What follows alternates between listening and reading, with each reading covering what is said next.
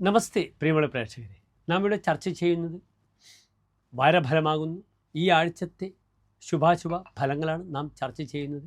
ഈ ആഴ്ച നാം ചർച്ച ചെയ്യപ്പെടുന്ന വാരം 1201 കന്നിമാസം 15-ാം തീയതി മുതൽ 21-ാം തീയതി വരെയുള്ള ഒരു വാരക്കാലത്തെ ശുഭാശുഭ ഫലങ്ങളാണ്.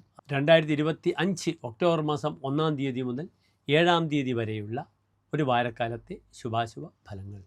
നാം ഈ വാരഫലങ്ങൾ ചർച്ച ചെയ്യുമ്പോൾ ഗ്രഹങ്ങളുടെ സ്ഥാനം ചർച്ച ചെയ്യപ്പെടേണ്ടതുണ്ട്. ഈ വാരം മേടത്തിലും ഇടവത്തിലും ഗ്രഹങ്ങളില്ല. മിഥുനത്തിൽ വ്യാഴമാണ്. ചിങ്ങത്തിൽ ശുക്രനും കേതുവുമുണ്ട്. കന്നിയിൽ ആദിത്യനും ബുധനും നിപുണയോഗം ചെയ്ത് നിൽക്കുന്നു. തുലാം രാശിയിൽ ചൊവ്വയുണ്ട്. ചന്ദ്രൻ 9-ാം ഭാവത്തിൽ ധനുവിൽ നിൽക്കുന്നു. രാഹു 11-ാം ഭാവത്തിലും ശനി 12-ാം ഭാവത്തിലും നിൽക്കുന്നു. ഇതാണ് ഇപ്പോഴത്തെ ഈ വാരത്തെ നാം ചർച്ച ചെയ്യുമ്പോൾ കന്നിമാസം 15-ാം തീയതി ഒക്ടോബർ 1-ാം തീയതിയത്തെ ഗ്രഹസ്ഥിതി. ഈ ഒക്ടോബർ 1-ാം തീയതി ദിനത്തിൻ്റെ വിശേഷം അന്ന് നവമിയാകുന്നു. തലേന്നാൾ സെപ്റ്റംബർ 30-ാം തീയതി അഷ്ടമി തിഥി.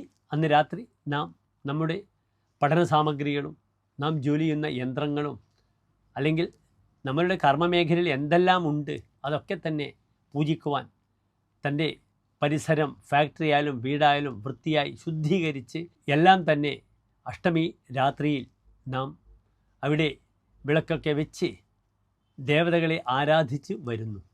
പിറ്റേന്നാൾ നവമിയിൽ അതിൻ്റെ പൂജാ പ്രവർത്തനങ്ങളൊക്കെ നാം ആരംഭിക്കും. അങ്ങനെ വിജയദശമി ദിനം ഒക്ടോബർ 2-ാം തീയതിയാണ്.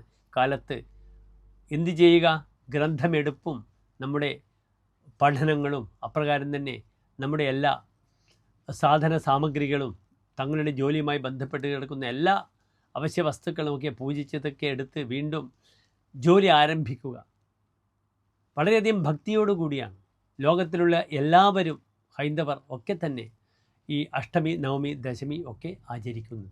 എല്ലാ പ്രിയപ്പെട്ട പ്രേക്ഷകർക്കും ഈ വാരത്തിൽ വരുന്ന നവമി, ദശമി ദിനങ്ങൾ സമ്പൽ സമൃദ്ധമായി ഒരു പുതിയ ആരംഭത്തിന് തുടക്കമാകട്ടെ എന്ന് പ്രാർത്ഥിക്കട്ടെ. ആദ്യം തന്നെ ഇനി നമുക്ക് വാരഫലത്തിലേക്ക് വരാം.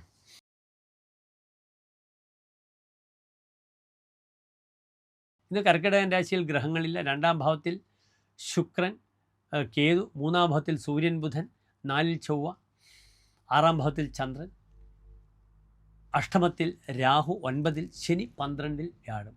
ഇവിടെ കർക്കിടകൻ രാശി എന്നാൽ നിങ്ങൾക്കറിയാം. പുണർദം നക്ഷത്രത്തിൻ്റെ അവസാനത്തെ 15 നാഴിക, പൂയം, ആയില്യം നക്ഷത്രങ്ങൾ വരുന്ന 2-കാൽ നക്ഷത്ര സമൂഹം. ഇവർ കർക്കിടകൻ രാശിക്കാർക്ക് നല്ല വാക്കുകൾ കൊണ്ട് പലപ്പോഴും നല്ല സൗഹൃദങ്ങൾ ഉണ്ടാകാം. അതിലൂടെ മുന്നോട്ട് പിടിച്ചു കയറാനുള്ള ഒരു സ്റ്റെപ്പ് ലേഡറായി ആ 3-ലെ ബുധൻ പ്രദാനം ചെയ്യും. കാരണം 3-ലെ ബുധനെ കൊണ്ട് പറഞ്ഞിരിക്കുന്നത് ഫലം ഹോരാചാര്യർ പ്രബലഹ എന്നാണ്. ഒരു വ്യക്തി പ്രാബല്യത്തോടു കൂടിയിരിക്കും, അദ്ദേഹം ശക്തിമാനാകും. വണിക്മിത്രത പണ്ഡികൃത് വൃത്തിശീലഹ, വലിയ വ്യാപാരികളെ ബന്ധുക്കളാകും. അതിലൂടെ വ്യാപാരങ്ങൾ, വാങ്ങൽ കൊടുക്കൽ, കർമ്മമേഖലയിൽ വളരെ നന്മകൾ പ്രദാനം ചെയ്യപ്പെടും. പുറം തിരിഞ്ഞു നിൽക്കുന്ന വ്യക്തിയെപ്പോലും തൻ്റെ നയചാതുര്യത്തിലൂടെ, മനോഹരമായ വാക്കിലൂടെ തനിക്ക് കീഴ്പ്പെടുത്താം. അതിനാൽ ബ്രോക്കേഴ്സ്, മിഡിൽ പേഴ്സൺസ്, മധ്യസ്ഥം പറയുന്നവർക്ക് പ്രപ്പോസൽസൊക്കെ വെച്ച് അവരുടെ പ്രശ്നം തീർക്കാം. തനിക്കും അത് ധാരാളം ഗുണഗണങ്ങൾ ഉണ്ടാകും. പലപ്പോഴും സഹോദരങ്ങൾ ഒരു വള്ളിയെ പോലെ തന്നെ ചുറ്റുന്ന വാരമാണ്. താനൊരു മഹാവൃക്ഷമായി നിന്ന് സഹോദരങ്ങൾക്ക് എല്ലാ നന്മകളും പ്രദാനം ചെയ്യാൻ, അവരുടെ കാര്യങ്ങളൊക്കെ ഏറ്റെടുത്ത് നടത്തുവാൻ അനുകൂലമായി വരുന്നതാണ്. ഇതിൽ ഏറ്റവും പ്രധാനം 2-ലെ ശുക്രനാണ്. സുവാക്യ, നല്ല വാക്ക് സംസാരിച്ച് മുന്നോട്ട് നീങ്ങും. ഇവിടെ പ്രോസ്റ്റേറ്റ് ഗ്ലാൻഡിൻ്റെ ബുദ്ധിമുട്ടുകൾ ശ്രദ്ധിക്കണം. മൂത്രാശയ രോഗങ്ങൾ, കിഡ്നി പേഷ്യൻസൊക്കെ ഡയാലിസിസ് കൂടുതൽ ചെയ്യേണ്ടി വരുന്ന സമയമാണെന്ന് മാത്രം അറിയുക.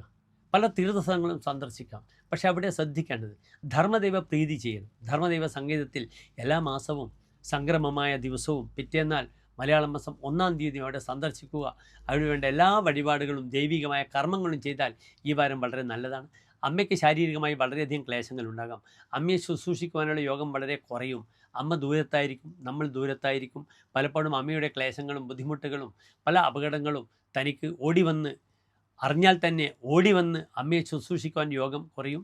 പൂർവികമായ സ്വത്തിൻ്റെ വിഷയത്തിൽ തർക്കങ്ങളുണ്ടാകാം. അനന്തരവന്മാരുമായിട്ടൊക്കെ തന്നെ ഭൂമിപരമായ വിവാദങ്ങൾ ഉണ്ടാകുന്ന വാരമാണ്. അതിലേക്ക് ഉൾപ്പെടാതെ നോക്കിയാൽ ഈ വാരം വളരെ ശോഭനമാണ് കർക്കിടകൻ രാശിക്കാർക്കെന്നറിയുക. നന്ദി, നമസ്കാരം.